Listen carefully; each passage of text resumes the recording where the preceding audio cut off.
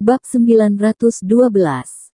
Ucapan Hao Ningyuan luar biasa, benar, dan terus terang, tanpa sedikit pun kemunafikan dalam kata-katanya.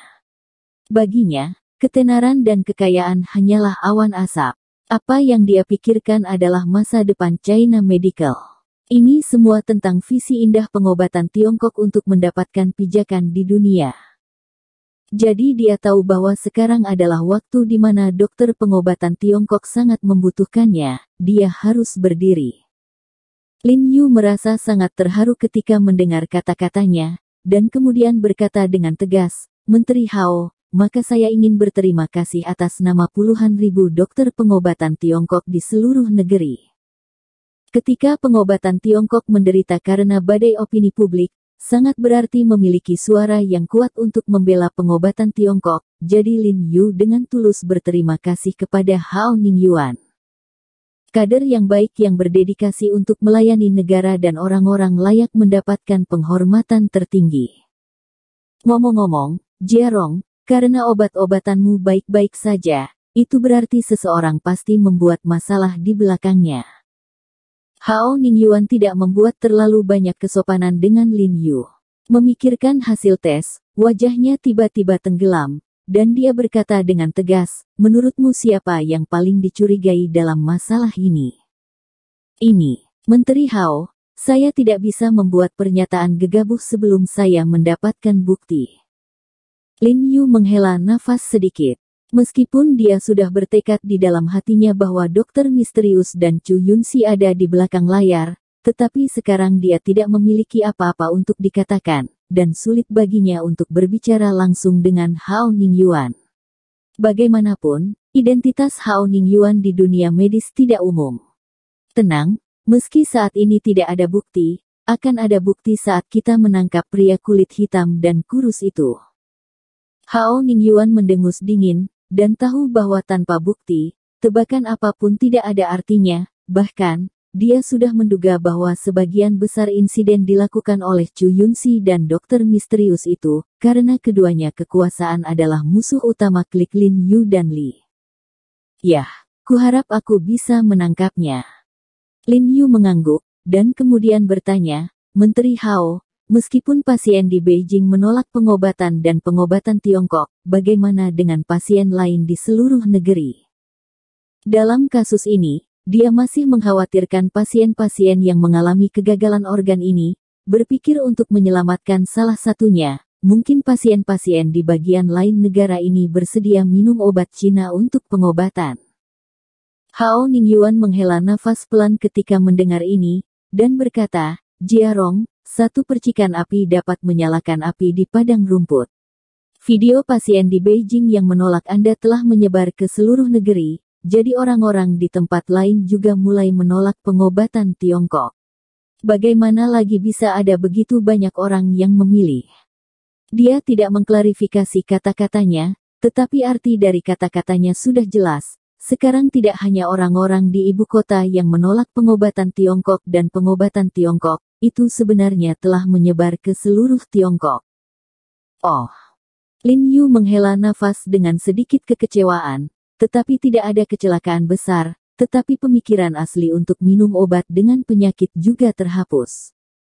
"Jiarong, kamu sekarang menemukan cara untuk mengetahui keanehan dalam masalah ini, bagaimana mereka mengacau. Selama kamu mencari tahu di mana masalahnya, semuanya terbukti dengan sendirinya." Hao Ningyuan berkata dengan suara yang dalam, "Jika Anda membutuhkan bantuan saya, bicara saja." Meskipun dia tidak tahu banyak tentang pengobatan Tiongkok, dia bisa memberi Lin Yu kenyamanan terbesar. "Oke, Menteri Hao, saya akan berusaha sebaik mungkin untuk menemukan masalahnya." Lin Yu setuju, lalu menutup telepon, dan mengembalikan telepon ke Li Qianzuo. Kulitnya bermartabat, dan hatinya masih tertekan. Untuk mengetahui keanehan, semuanya terbukti dengan sendirinya. Tapi itu tidak mudah diucapkan daripada dilakukan. Melihat ini, Lin Yu tidak bisa mengetahuinya untuk sementara waktu, jadi dia bahkan tidak repot-repot memikirkannya, meletakkan tangannya di tempat tidur, bangkit dengan gerakan, dan berkata, "Yah, sudah larut, ayo pulang." Kembali ke rumah. Ekspresi Ye Qingmei dan Li Qianying berubah ketika mereka melihat itu. Mereka bergegas dan mendorong Lin Yu ke tempat tidur rumah sakit. Ye Qingmei buru-buru berkata, "Bagaimana saya bisa pergi tanpa izin dokter?" Lin Yu tidak bisa menahan senyum ketika mendengar ini, dan berkata, "Kakak senior, apakah kamu lupa? Saya seorang dokter, dan saya masih wakil presiden di sini." Ye Qingmei dan Li Qianying tercengang, lalu menggelengkan kepala dan berkata serempak, "Kamu sekarang menjadi pasien." "Tidak apa-apa, aku tahu tubuhku. Bukankah Dou Lao juga mengatakan bahwa tidak ada yang salah dengan tubuhku?" Lin Yu tersenyum dan melambaikan tangannya, tidak setuju, dia tahu tubuhnya sendiri yang terbaik. Tapi Ye Qingmei dan Li Qianying sangat menentang.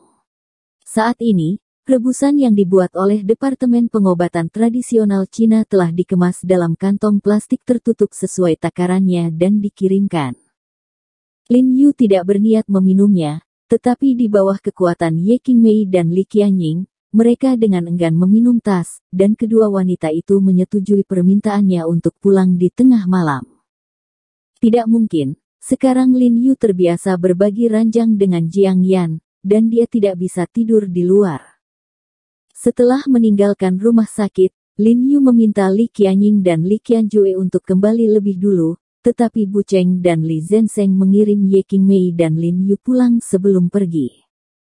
Jiang Yan sudah tertidur setelah Lin Yu dan Ye Qingmei memasuki pintu, tetapi ketika Lin Yu membuka pintu, Jiang Yan segera bangun ketika dia mendengar gerakan Lin Yu. Melihat wajah lemah Lin Yu, hati Jiang Yan bergetar. "Segera tanyakan apa yang terjadi." Faktanya, ketika Lin Yu tidak kembali di malam hari, Jiang Yan selalu tidur sendiri, bahkan sedikit gerakan pun bisa bangun. Dia dan keluarganya tidak menonton berita pada sore hari, jadi mereka tidak tahu apa yang terjadi. Agar tidak membuatnya khawatir, Lin Yu menolak untuk memberitahunya, tetapi Jiang Yan hanya bangkit dan bertanya pada Ye Qingmei. Setelah mengetahui semuanya, Jiang Yan meneteskan air mata dalam kesusahan, menjabat tangannya dan ingin menyentuh keropeng Lin Yu yang sudah ada. Namun lukanya akhirnya sembuh dengan takut melukai Lin Yu. Dia duduk di tempat tidur, memeluk tubuh Lin Yu dengan erat, air matanya seperti manik-manik yang rusak, dan berkata, "Jiarong, jika mereka ingin menghapus pengobatan Tiongkok, biarkan mereka melakukannya, dan yang disebut institusi medis pengobatan Tiongkok tidak perlu dibuka. Dengan cara ini Anda tidak perlu terlalu lelah di masa mendatang.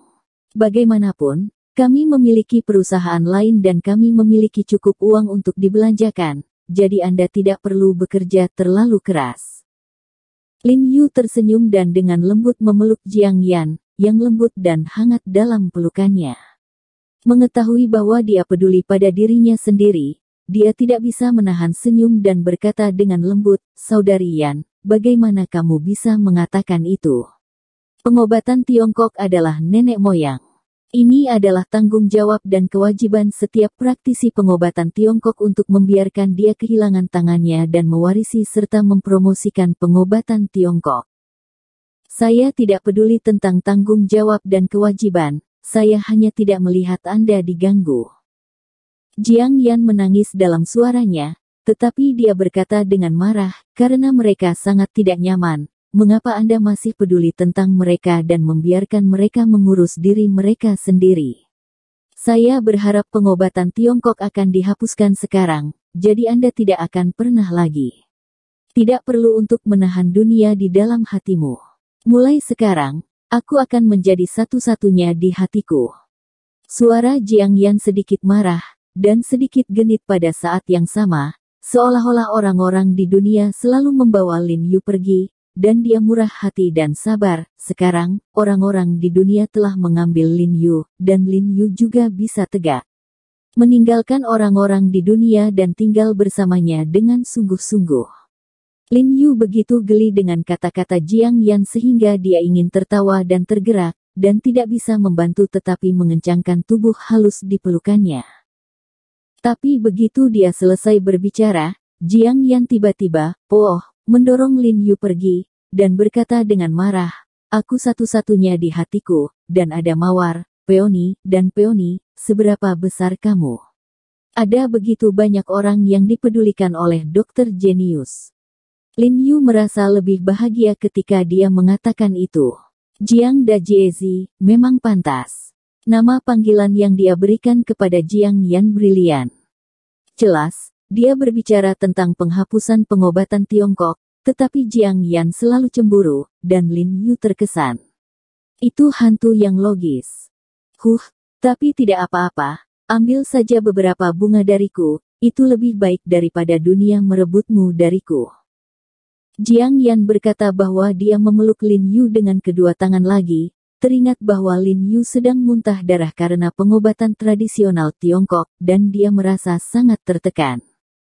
Faktanya, Lin Yu tidak lebih dari kemarahan sederhana dan istirahat 2 hari, tetapi Jiang Yan menganggap Lin Yu sebagai orang yang cacat dan perhatian. Dia bahkan pergi ke ruang utilitas untuk menemukan pot kamar yang membuat Lin Yu ingin pergi. Toiletnya diselesaikan di rumah.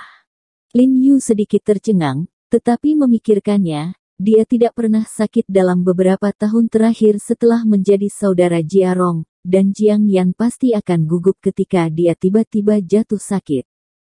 Lin Yu tersenyum dan berkata, "Saudari Yan, jangan terlalu mengkhawatirkanku. Katakan, tubuhku baik-baik saja. Jika kamu tidak percaya padaku, aku akan membuktikannya kepadamu."